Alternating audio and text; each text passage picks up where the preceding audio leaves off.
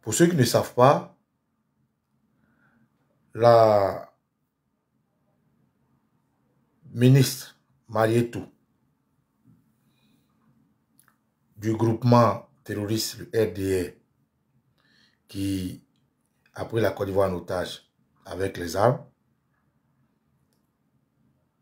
et sa complice Anoloto, qui se gargarisait d'être la Gangaba, parce que hier, Kandia Kamara, qu'ils avaient sciemment choisi pour abêtir et déstructurer notre jeunesse,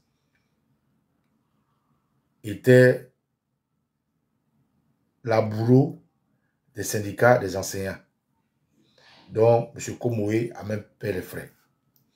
Alors, pour tricher dans les pas de Kandia Kamara, cet terroriste, Marietou Kone, et son acolyte terroriste,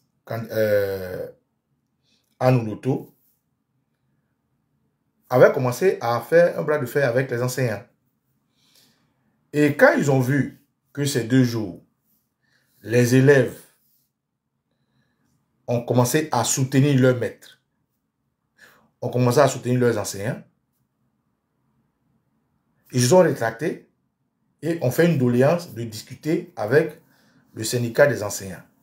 Rappelez-vous bien avant qu'ils offrent la discussion, ils avaient publié qu'ils allaient embaucher des enseignants. Les enseignants disent, il n'y a pas de problème. Les nouveaux embauchés là, soyez les bienvenus.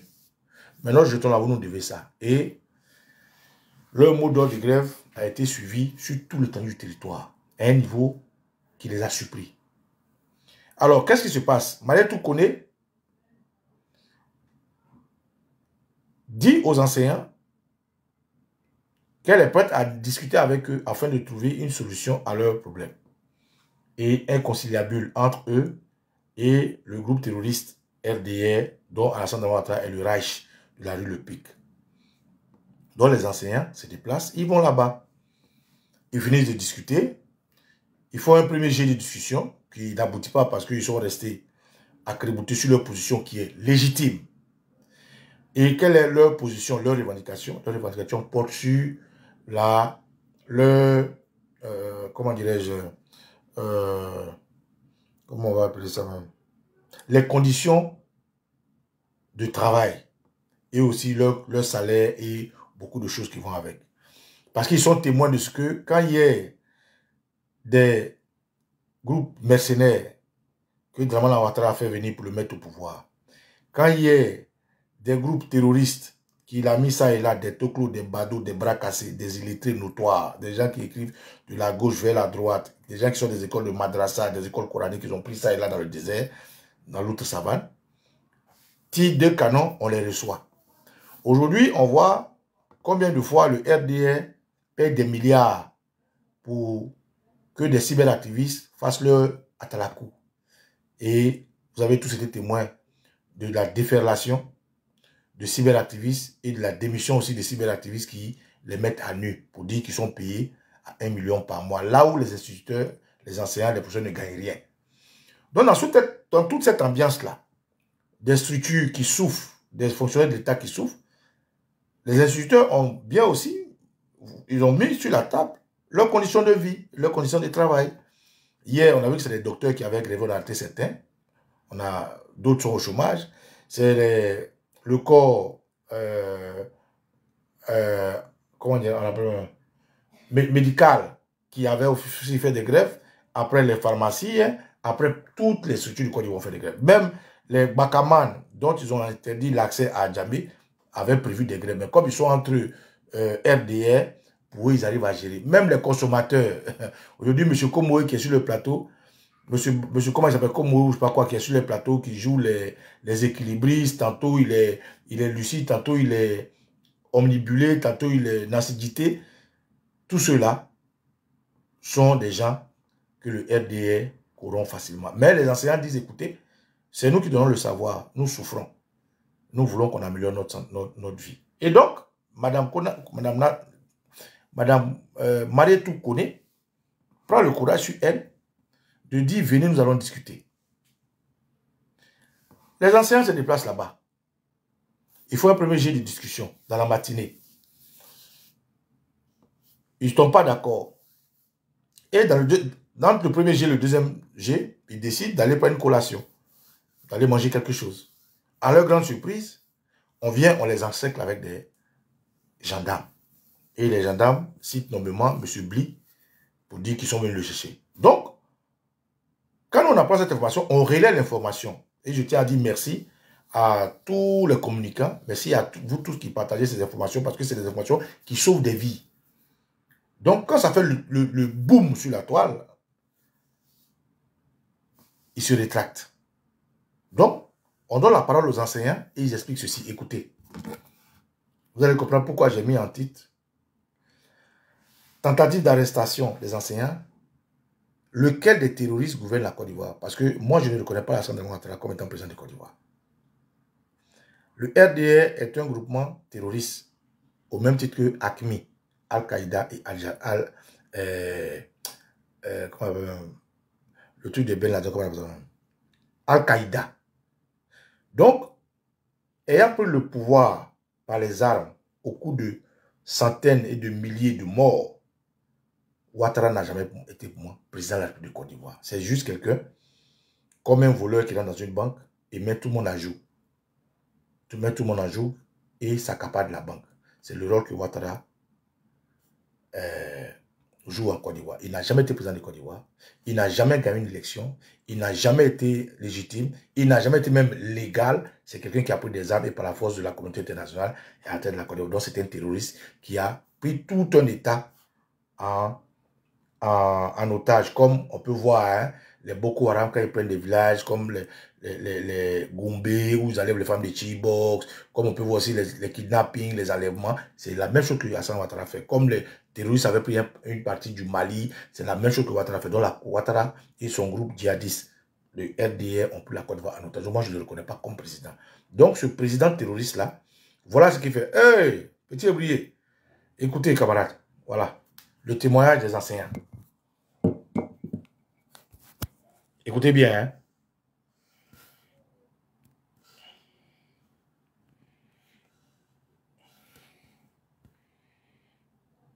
Ce matin, nous avons eu une séance de travail avec Madame le ministre de l'Éducation nationale et de l'alphabétisation suite à une convocation qu'elle nous a faite depuis hier relativement au sujet donc de notre arrêt de travail pour qu'elle puisse comprendre les raisons profondes qui ont guidé notre action.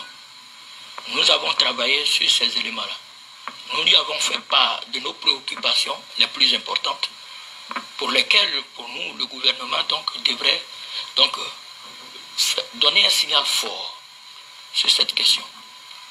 C'est à ce niveau donc, que nous nous sommes séparés, tout en espérant donc l'avoir revenir pour qu'on échange de nouveau, pour que les choses puissent aller de l'avant. Et c'est à ce niveau précis, quand nous sommes descendus pour aller prendre un repas au niveau donc des restaurants qui sont au niveau des tours, que près d'une multitude de gendarmes sont venus vers nous pour nous interpeller. Nous avons voulu comprendre les raisons. Ils ont dit de venir. Et c'est ma personne au premier abord qui était visée. Et parce qu'ils ont dit le nom, Bliblé. Ah, le voilà. Et donc, les amis ont fait preuve d'une solidarité exemplaire autour de moi pour dire non, cette forfaiture-là ne passera pas. S'il faut le prendre, c'est nous tous que vous allez prendre. Et c'est quoi qu'eux-mêmes se sont constitués prisonniers auprès de moi. Et nous sommes allés à la brigade de recherche. Nous avons informé Madame le ministre de l'Éducation nationale, qui a donc tout mis en œuvre pour que nous puissions donc retrouver donc la liberté le plus rapidement possible. La raison, elle vient de sortir de la réunion du Conseil de gouvernement. Donc nous voulons condamner fermement cette manière de faire. Parce que il faut que le dialogue triomphe. Nous sommes libres, nous sommes venus de nouveau, voilà, pour dire merci à madame, merci au gouvernement, et que nous sommes en train de travailler.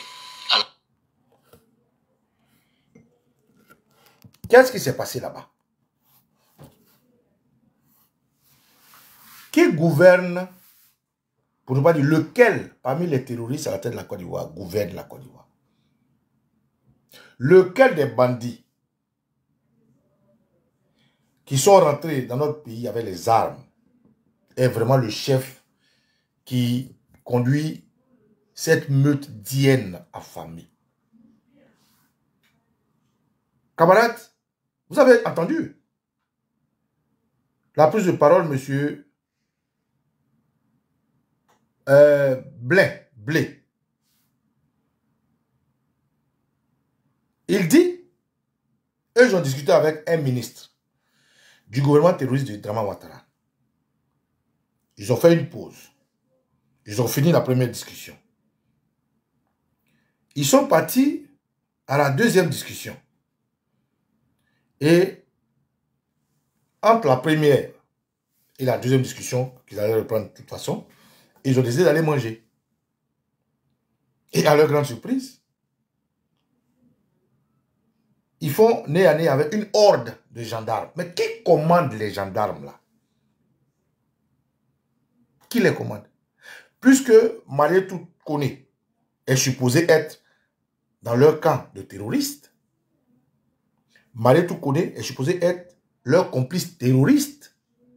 Marietou Koné est supposé être une djihadiste comme eux, sur la table de ceux qui ont pris la Côte d'Ivoire en étage. Mais comment ça se fait que Marietou Koné soit avec ceux qui sont venus discuter, et puis derrière elle, on passe pour aller arrêter des gens? Comment ça se fait?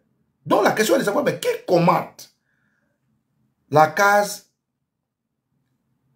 remplie de Ousnan et de Nansedi de la rue Le Pic? Qui commande? Oui, peut-être que les gens pensent que la question que je pose est une question stupide. Mais comment vous pouvez comprendre? Sous un seul gouvernement de terroristes,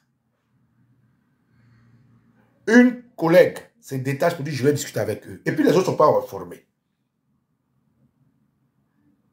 Et pendant qu'il y a une pause, on va arrêter les gens qui ont discuté avec la dame. Et puis maintenant, eux, ils font recours à la dame qui les a invités à discuter. Attendez, je vais vous montrer.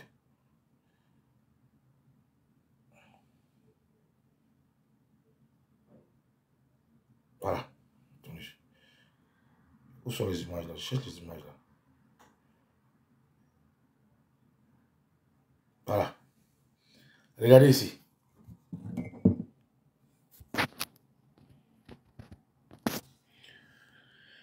Ils sont en train de manger, vous voyez? Ça, c'est des gendarmes. Hein. Ensuite, regardez. On vient les chercher. Voilà, ceux-là, c'est des gendarmes. En fait, déjà qu'ils sont habillés en gendarme, regardez. Ils viennent les chercher, regardez-les.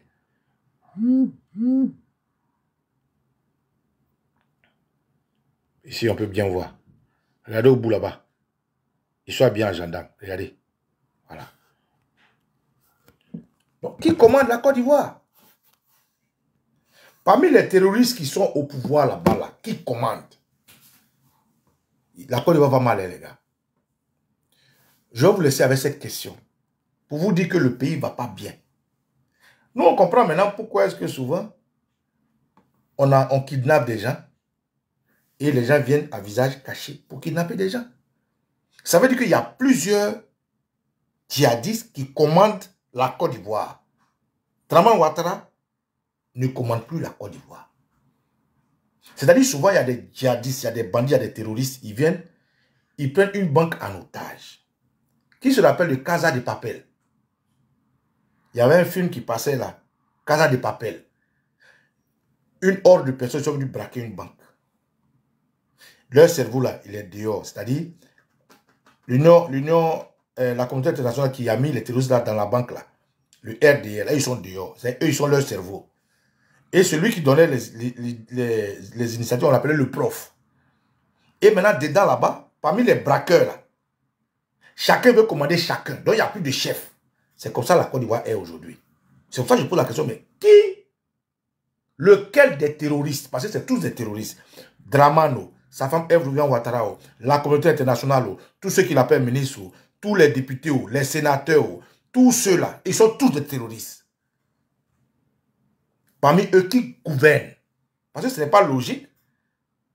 Une femme qui s'estampille ministre, elle dit, elle discute avec des gens qui sont en train de faire grève. Et puis, derrière elle, un autre monsieur qui se dit ministre, envoie les gendarmes venir arrêter les gens qui disent qu'il y a un problème. Il y a un problème à la rue Le Pic. Il y a un sérieux problème. C'est pour ça que je fais le rapport avec, quand les gens viennent enlever quelqu'un là, ils portent des cagoules. Pourquoi? Pourquoi ils portent des cagoules? S'ils sont des forces de l'ordre, pourquoi ils portent des cagoules? S'ils sont des gendarmes, des militaires, pourquoi ils portent des cagoules? C'est parce que les terroristes qui sont à la tête de la Côte d'Ivoire là, chacun a ses éléments. Pour ne pas qu'on connaisse qui est élément de qui. C'est-à-dire comme au temps du terroriste, du grand terroriste qu'on appelait rébellion, où il y avait Papa Guépard, il y avait Papa Anaconda, il y avait Papa Fof, leur groupe. C'est la même chose actuellement. La Côte d'Ivoire ne va pas bien. La Côte d'Ivoire ne va pas bien. Et c'est pour ça, quand vous voyez le cyberactiviste, vous savez qu'il y a des pros ceci, pros cela, pros ça. Donc, le gouvernement que vous voyez là, le gouvernement de la rue Le Pic que vous voyez là, il y a plein de problèmes dedans. Entre eux, ils vont s'entretuer.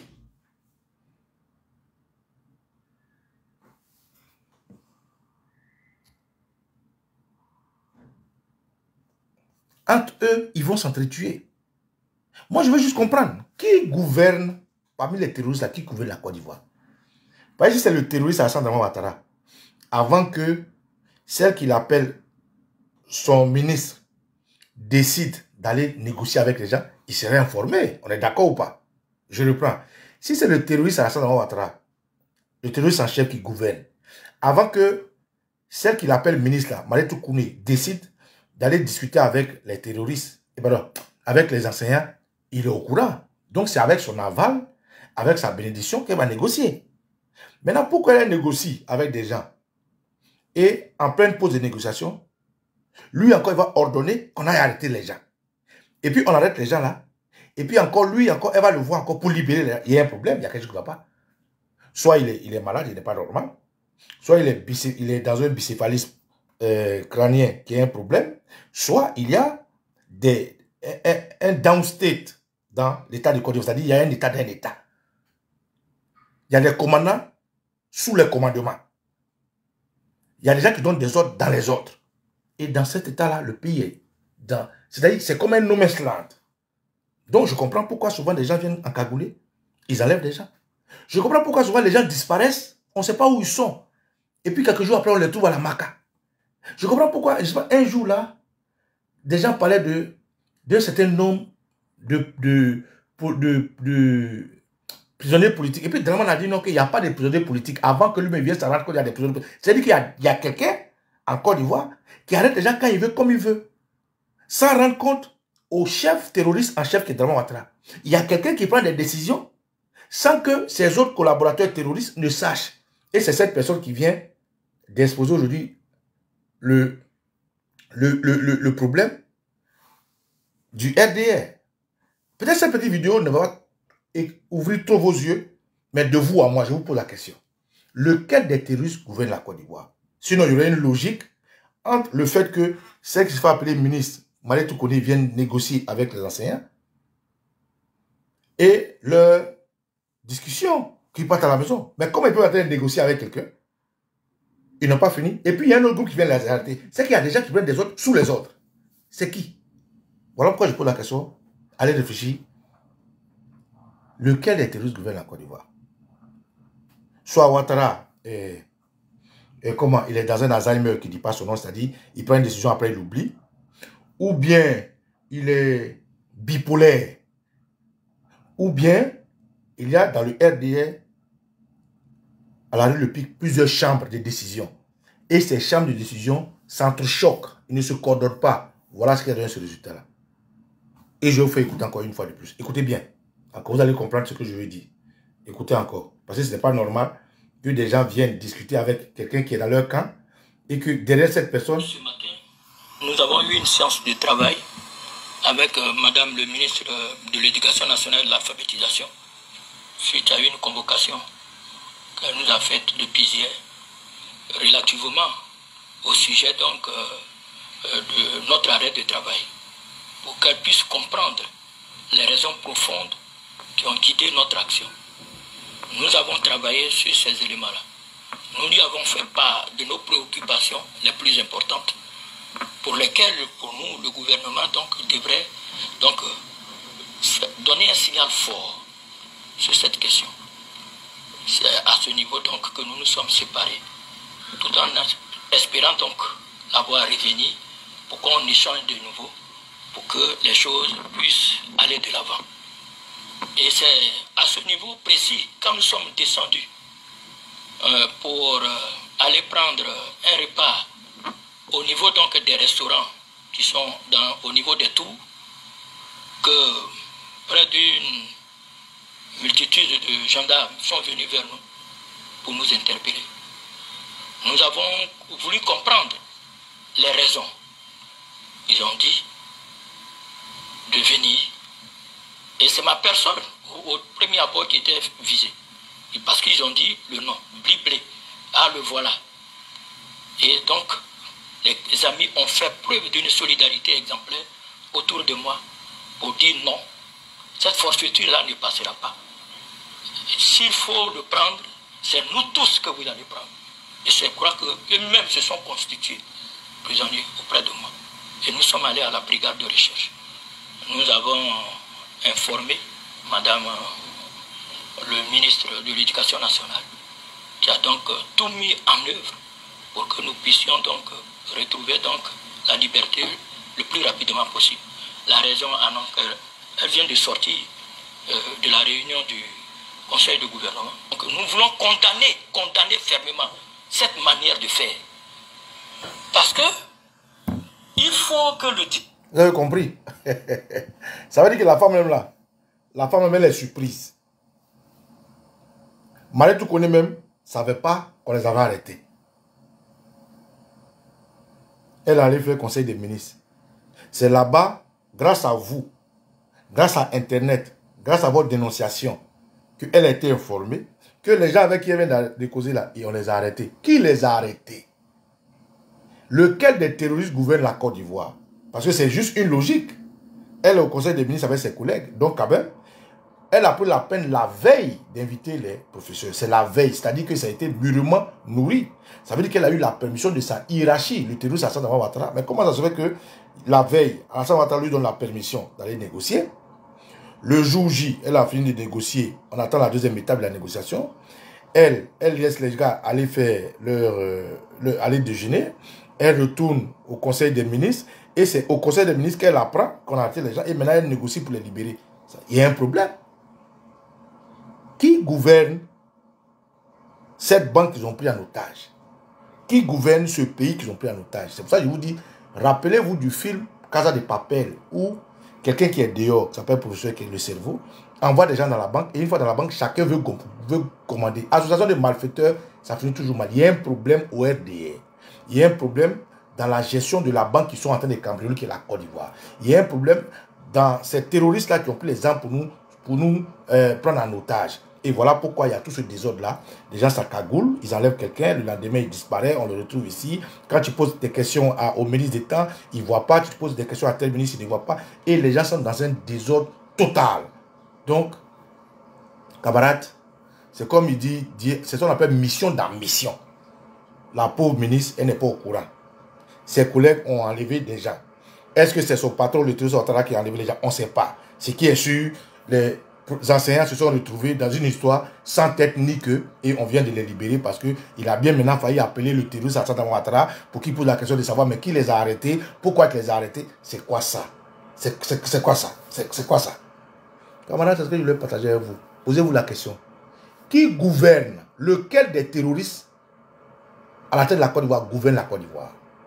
Pour qu'il y ait tout ce tohu-bohu là. Là où ils donnent des millions à des va-nu-pieds, ils ne veulent même pas rendre agréable la vie des enseignants et on les enlève, on les intimide. Camarades, que la Sainte bénisse, allez poser cette question. Qui gouverne la Côte d'Ivoire? Je suis Koussou Baba Nicolo et Tio Elio. Adia Propoli, bon. L'intimidation de M. Ouattara ne passera pas. Pour moi, la triste histoire dans cette affaire, c'est le fait que tous les corps de l'administration publique en termes de travailleurs et ayant droit aux primes ne se joignent pas à ces enseignants pour intensifier la grève. Parce que quand on parle de primes, il ne s'agit pas simplement des enseignants. En Côte d'Ivoire, vous avez un groupe qui a droit à la prime et d'autres groupes qui n'ont pas droit à ça. Et c'est là où le bas blesse. Parce qu'au moment de la revendication, nous avons des enseignants qui sont déterminés à revendiquer. Et hier, vous avez vu cette journée, une journée de drama, où tout a été orchestré pour leur menacer. Mais nous avons aussi une fin de soirée qui a maintenu le mot d'ordre de la grève jusqu'à nouvel ordre. Il faut des changements. S'il n'y a pas de changements, la grève va s'intensifier. Ces personnes qui revendiquent là, ils revendiquent ce qui leur est dû. Et ça ne vous manque pas parce que vous avez ça donné leur argent. Au sein du gouvernement d'Alassane Dramane Ouattara, on vole tous les jours et pas qu'un peu. Une seule personne vole plus de 1000 milliards. Les gens font des fêtes tous les jours dans des yachts au milieu des mers. Ils invitent des artistes en un point fini et leur payent facilement. Dans des cérémonies pharaotes en un point fini. Mais quand des enseignants revendiquent, on dit qu'on ne donne rien. C'est de ça qu'on parle. La team, il faut encourager les enseignants. Il y a des gens qui disent que ce n'est pas politique ce qu'ils font. Que ce soit politique ou que ce ne soit pas politique, ça ne change rien. Parce que ce qu'ils demandent, ce sont les primes qui leur est dû. Que ce soit politique ou pas, donnez des primes d'abord, on verra après. Donnez des primes, mais on va voir si malgré cela, ils ont continué. Parce que les gens aiment bien dire, j'ai déjà dit ici, que la politique, soit vous la faites, soit elle vous fait. Et c'est la politique qui est en train de le faire aujourd'hui. C'est la politique. On leur demande de ne pas revendiquer parce qu'ils vont faire la politique. Mais ceux qui ne leur payent pas utilisent bien la politique pour ne pas les payer. Pourquoi la politique? Mais parce que c'est eux qui sont à la tête de l'État. Tout ce qui concerne l'État est politique. Tout ce qui concerne l'État est politique. Ne venez donc pas gouverner si vous ne voulez pas que les gens fassent la politique pour revendiquer des choses. Parce que c'est comme ça qu'il faut coller des étiquettes aux gens pour les arrêter facilement, les envoyer contre le régime d'Alassane Dramane Ouattara. Est-ce qu'on n'a pas le droit d'être contre Alassane Ouattara? La Côte d'Ivoire n'est-il pas un État démocratique où chaque citoyen a le droit d'être dans son bord politique ou pas? Tout le monde ne fait d'ailleurs pas la politique. Il y a des gens qui réellement s'en foutent de la politique. Ils n'ont pas de bord. Ils s'en foutent, ils ne veulent même pas voter. Mais ceux qui veulent faire la politique ont le droit d'être dans un bord ou pas. Qu'ils soient enseignants ou pas. Il est d'abord un être humain. Il fait la politique. Il faut juste faire la politique sainement. Il ne faut pas qu'un enseignant, parce qu'il est pro-RHDP, menace des militants qui sont ses élèves parce qu'ils sont pro-PDCI.